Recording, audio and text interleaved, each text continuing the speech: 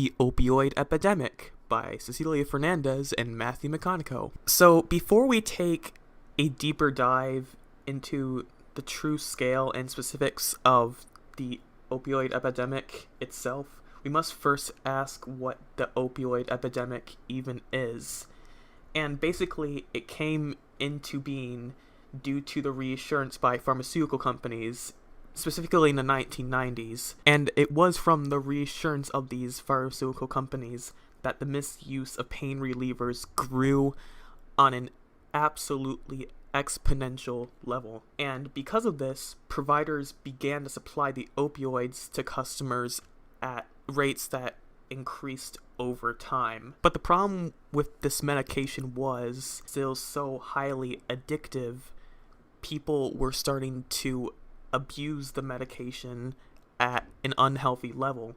And that is what led the Department of Health and Human Services to declare a public health emergency in the first place. However, despite the emergency, devastating consequences would still arise as a result of the epidemic itself, from things such as overdosing, infants with withdrawal system, general misuse, just 3 out of the possible hundreds of indirect or direct consequences of the epidemic. So the true scale of the problem only grows from our lack of awareness from the situation itself, and the effects from the 2019 National Survey on Drug Use and Health really gives us an insight on horrifying consequences and how it has grown from 1999 to 2020, such as 70,630 people dying from overdose in 2019 alone, to more extreme and scary numbers such as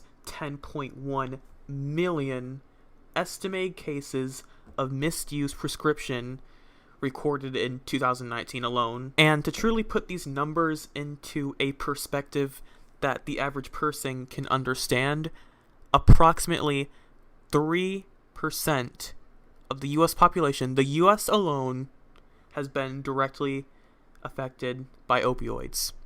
Directly. Not counting indirectly. Now, I know I'm just kind of spouting out information a little quickly here, and that is why I want to explain to you why you should be concerned. Like, why is this your problem? And it's important to understand that the opioid epidemic in itself is not just your average everyday nuisance. It is a life-threatening situation that claims more innocent lives every day we allow it to continue, which, by the way, is more often than not overshadowed by pointless garbage that we choose to magnify instead as the real problem, leaving the opioid epidemic in the shadows. The majority of overdose deaths, being opioids, of course, has already significantly increased since the COVID-19 pandemic and beyond, as people became more desperate during such times of isolation. They craved something that would take their minds off the situation, so desperately wanting to forget about the reality that surrounded them day by day. And the worst part of all this? It does not care how old you are, nor where you're from, or even what sex you are. It affects all of us, whether it be directly or indirectly. Just because you don't see it doesn't mean it can't hurt you. Now, because of the overshadowing of the opioid epidemic, the negative impacts of said epidemic are usually underestimated in their entirety. Things such as overdose, family problems, legal disputes, just to name a few, are truly only the beginning of a long list of tragedies that arise from opioids. Think this to yourself. Do you seriously want to risk getting arrested, DUIs, or having poor performance in school or work? Do you really want to risk being fired from your job or suspended from where you go for your education?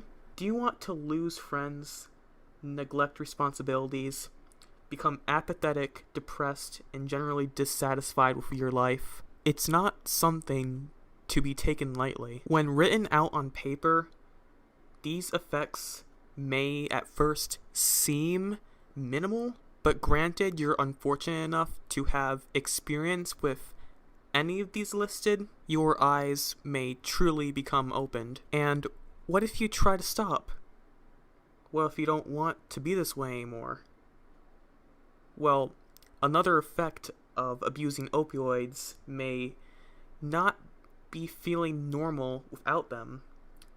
You may experience painful withdrawal symptoms, severe health issues, and at the very worst, death itself. This is the negative impact. This is what you, me, and all of us should strive to avoid. So the general picture, the big picture of the opioid crisis can be put into the form of a single framework.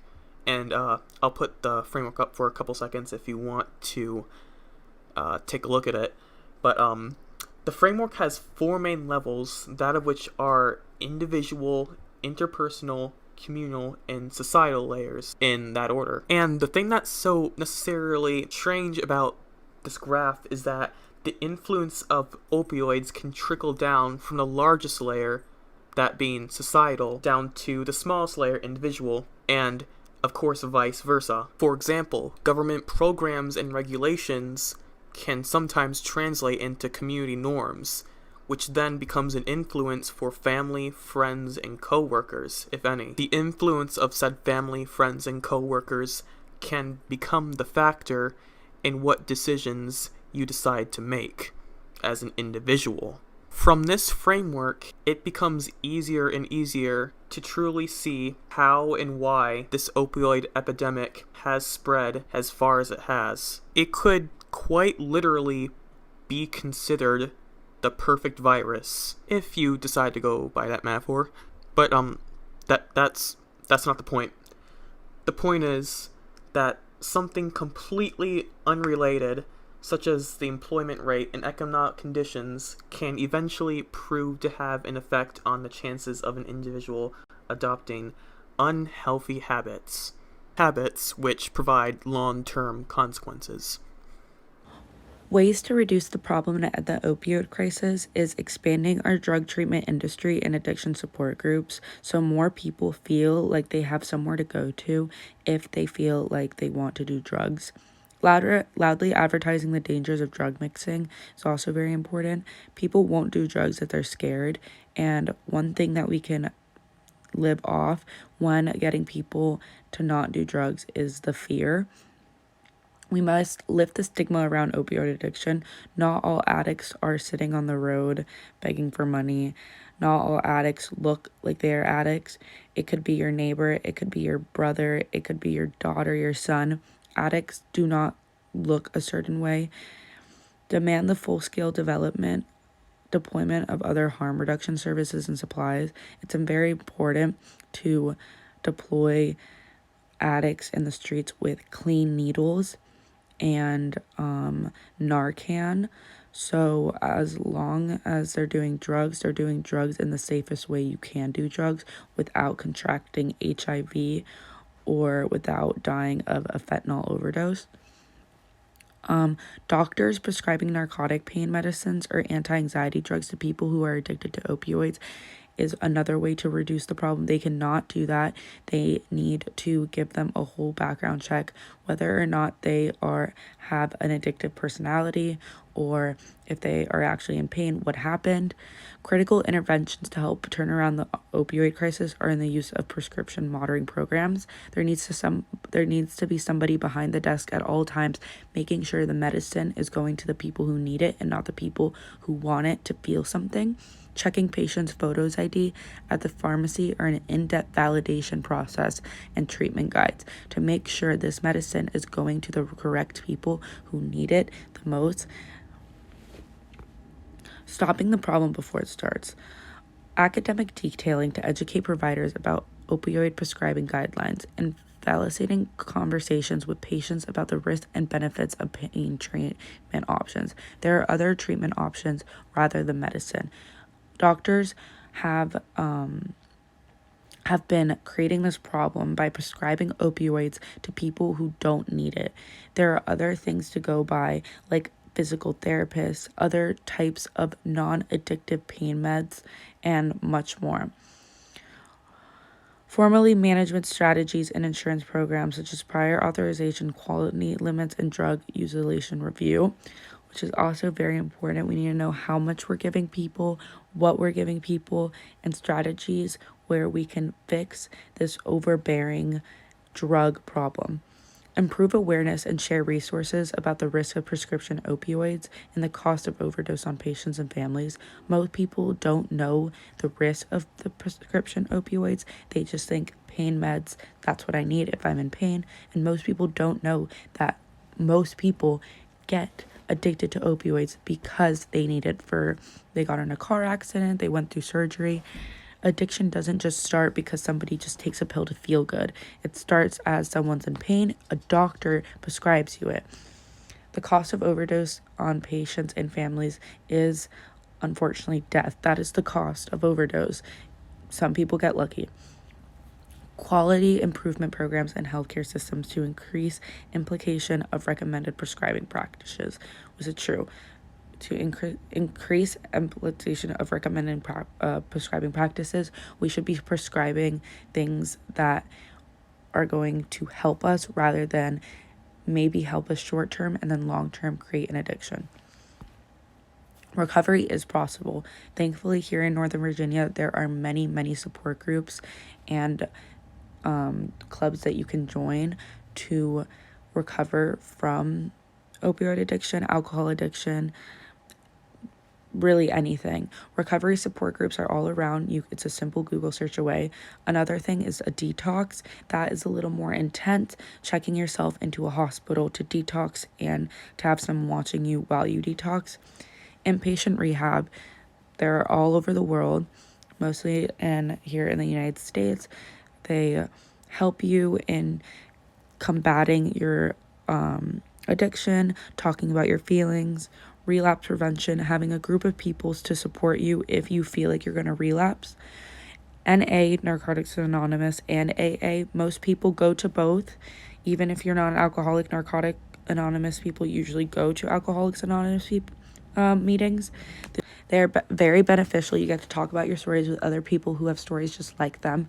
You can relate and contrast and feel like you are in a sense of a community. Partial hospitalization programs are also very good. You can be 3 days in the hospital, 3 days out, half days, just mornings, and this also helps you combat your addiction.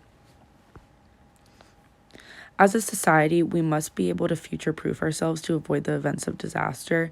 We must avoid another disaster like this. We must learn and adapt from our past mistakes to ensure another crisis such as this does not happen again. We do not want our children, our children's children, our children's children's children to go through the same mistakes as we did. Healthcare companies must be cautious as to the medication they prescribe to individuals. There should always be a background check. Always be mindful if this medication is going to mess their life up. They should give them risks. One must take responsibility to seek help if they feel that a substance they've been using has proven addictionness. If I was taking a medicine and I got addictive, it is my job to adhere to that and get help. General limits and guidelines must be sent for this type of medication. It should not be thrown around as a simple medication. There has to be procedure and limits and guidelines, and the people that are taking this medication have to know the risk before taking it. In conclusion, based on current trends, premature deaths are likely to keep increasing, which is not surprising. More people are getting addicted to opioids every day. Without urgent action, overdose and other opioid-related harms will continue to drastically reduce quality of life for many people for years to come. Most people are going to stop dying. They're going to live awful lives if this keeps going on. We need to expand access to treatment for opioid use disorder, and preventing overdose deaths should be a public health priority. There should be in hospitals, in churches, in front of stores, on billboards, that this is a real problem that we have to face now before it gets any worse. We need to prevent overdose deaths, and it should be a public health priority. Everybody should know that we need to stop this addiction before it kills all of us.